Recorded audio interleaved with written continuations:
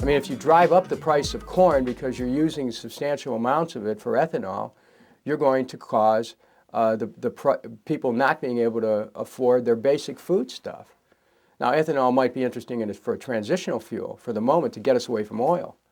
But we have to realize that we need real sustainability. Ethanol is not sustainable because of the impact that it has on food prices. And no one else other than myself is saying that in this presidential race. Now, I know it's easy to pander to voters in Iowa where they grow a lot of corn, but imagine this. Imagine if that corn is used to be able to feed the hungry of the world, and where farmers can get their fair price, parity. That's what farmers are concerned about. Farmers are concerned about being able to get a fair price for their product, be able to get their product for market, and I'm going to work on that and also break up the monopolies in agriculture. But going back to the environmental issues, ethanol is a stopgap measure. Go right to the concerns that we should have here. Oil, coal. The United Nations Intergovernmental Panel on Climate Change has recently come out with a report that says that coal is contributing greatly to the erosion of global climate quality. And what are we seeing? We're seeing Wall Street and American banks just loaning money everywhere to try to build more coal-burning facilities. We're seeing this country going in the opposite direction that we should be going. And not only the U.S., but India and China, which are also major contributors to greenhouse gases. What should we be doing? Here's what we should be doing, and here's what a Kucinich administration will do. I call it the Works Green administration. It's a whole new approach where government becomes an engine of sustainability and helps use in sustainability to achieve a full employment economy.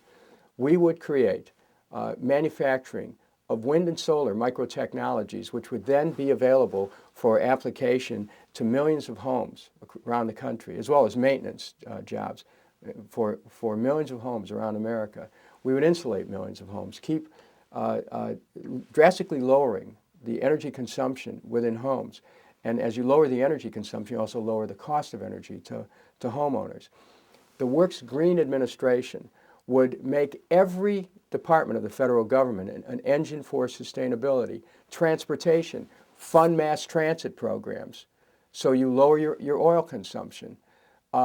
Agriculture, promote small family farmers, lower your transportation costs by selling into local markets.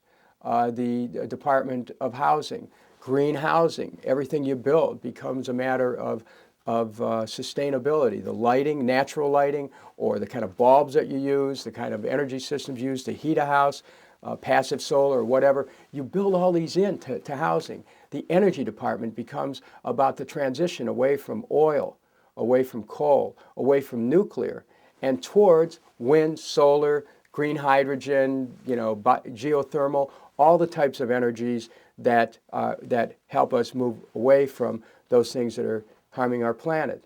The Education Department becomes about teaching children principles of education, environmental education, and teaching children how to make choices from the earliest time, how to conserve water, how to make sure that the choices that you make in the products that you buy, the food that you eat, are environmentally sustainable. The Commerce Department is about principles of environmental sustainability and trade.